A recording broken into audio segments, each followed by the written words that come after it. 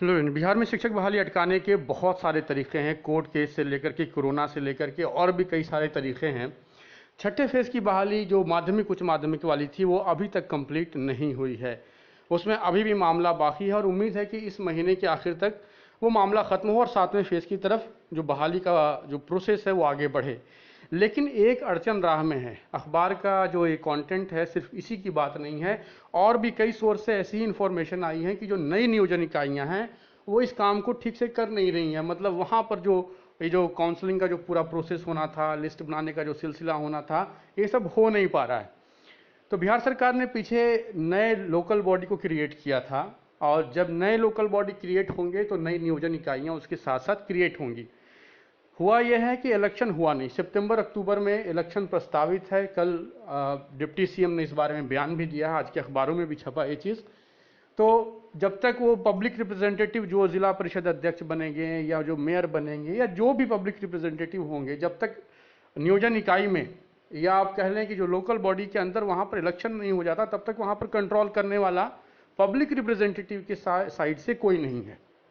और यही शायद सबसे बड़ा प्रॉब्लम है इस पूरे प्रोसेस को कैरी ऑन करने के लिए। तो पहले ये देखा गया है कि जब कभी भी नियोजन इकाइयाँ एग्जिस्टेंस में आती हैं और इलेक्शन में कोई डिले होता है, तो जो ब्यूरोक्रेट होते हैं, वहाँ के अधिकारी होते हैं, उनको कंट्रोल दे दिया जाता है। वो कंट्रोल कर रहे होते हैं उस लोकल बॉडी को। तो जो भी कैंडिडेट ऑन ग्राउंड एक्टिव हैं वो एक बार जाकर के पता कर सकते हैं, क्योंकि कई जगहों पर ऐसी खबरें आई हैं कि जो नई नियोजन इकाइयाँ हैं उसने ठीक से इस मामले को कंप्लीट किया नहीं है, इस बहाली की प्रक्रिया को। हालांकि ये चीज़ सातवें फेज के लिए कोई अड़चन बनेगा कि नहीं बनेगा, इसको लेकर के पुख्ता तौर पर कोई कुछ नहीं कह सकता है। हो सकता है गवर्नमेंट इसके लिए कुछ अलग से अरेंजमेंट करे, इस बात की भी पॉसिबिलिटी है, या इनको बाद में देख लिया जाए कि इनको कैसे मैनेज करना है।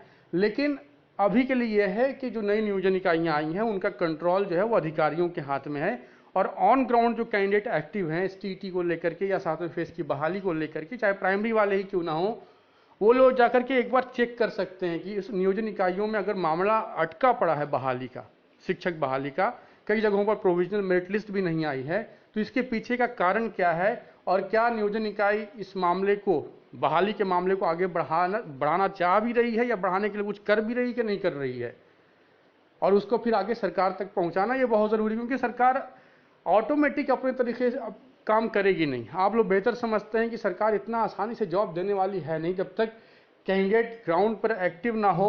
और कुछ काम आप जैसे देख रहे हैं प्राइमरी वाले क्या कर रहे हैं, हर एक ज़िले में वो लोग एक्टिव हैं, लगातार डीईओ के ऑफिस में वो लोग जाते हैं और वहाँ से जो सीटों की गणना काम है उस पर लोकल ऑफिस पर प्रेशर बनाते रहते हैं। तो ये टाइम है कि ग्राउंड पर एक्टिव हुआ जाए, और जो छठे फेज में अगर कहीं पर कोई अड़चन है तो उसको